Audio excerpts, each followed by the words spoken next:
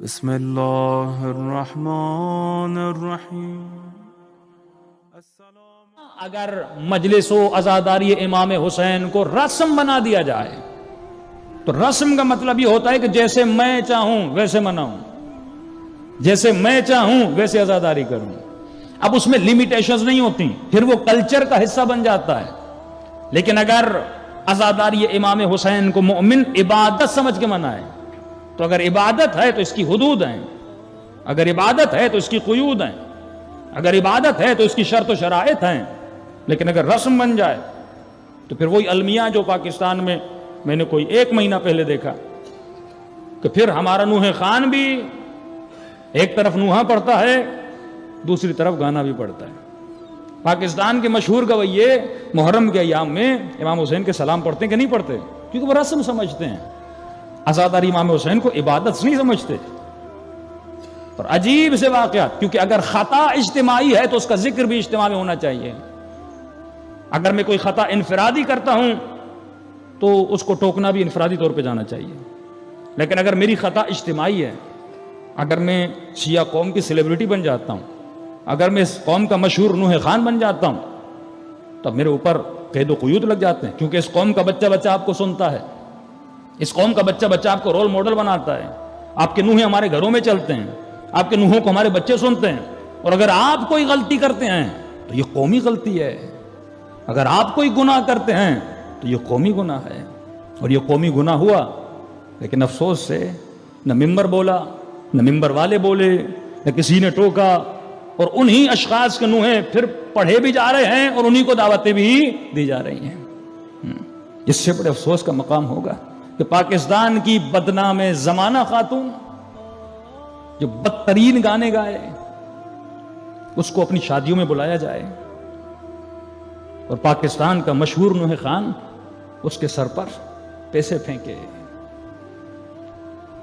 جس کو میرے بچوں نے بچپن سے سنا، جس کے نوحے ہم نے سنے۔ یہ کب ہوتا ہے؟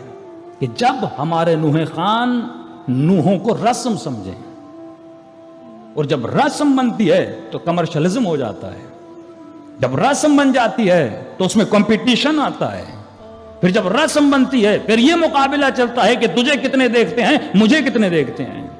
لیکن جب عبادت بن جاتی ہے تو انسان کے وجود میں خوف خدا آتا ہے، خوف امام حسین آتا ہے۔ کہ ذرا 5 منٹ کے لیے بندہ تصور کرے کہ سیدہ زینب کے لیے آیت اللہ مرزا شیرازی فرماتے ہیں اگر خطیب صرف اتنا کہے کہ علی کی بیٹی شرابی کے دربار میں گئی تھی، صرف اتنا کہے، یہ مومن کے رونے کے لیے کافی ہے۔ اگر یہ جملہ سن کے اسے موت بھی آ جاتی ہے تو وہ جنتی ہے۔ امام انہی جملوں پہ روئے، اور انہی شراب کی محفلوں میں بیٹھنے والی عورتوں کو ہمارا نوح خان اپنی شادیوں میں بلائیں، ان کے سروں پہ پیسے پھینکے جائیں۔ ایشو یہ نہیں ہے کیونکہ ان کی تو تربیت نہیں ہے، ان کی تو تہذیب نہیں ہے، کیونکہ ہم نے مجلسوں کو مرثیے، سلام اور نوحے اور ماتم تک محدود کر دیا۔ اصل جو مخ اور اصل جو مغز مجلس تھی وہ یہی تھی کہ قوم کی تربیت ہو، اس کو ہم نے سائیڈ پہ کر دیا۔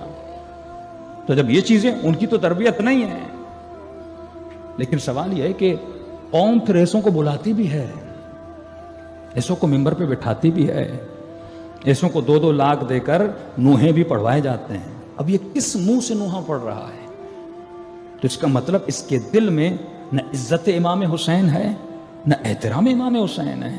اگر میرا عقیدہ ہے کہ میرے آقا پردہ غیب میں مجھے نظر نہیں آ رہے لیکن مجھے دیکھ تو رہے ہیں، میرے اعمال پہ حاضر تو ہیں، میرے اعمال پہ ناظر تو ہیں، جس انسان کا پھر عقیدہ اگر کمزور ہو تو یہ چیزیں جنم لیتی ہیں، وہ قومیں تباہ و برباد ہو جاتی ہیں۔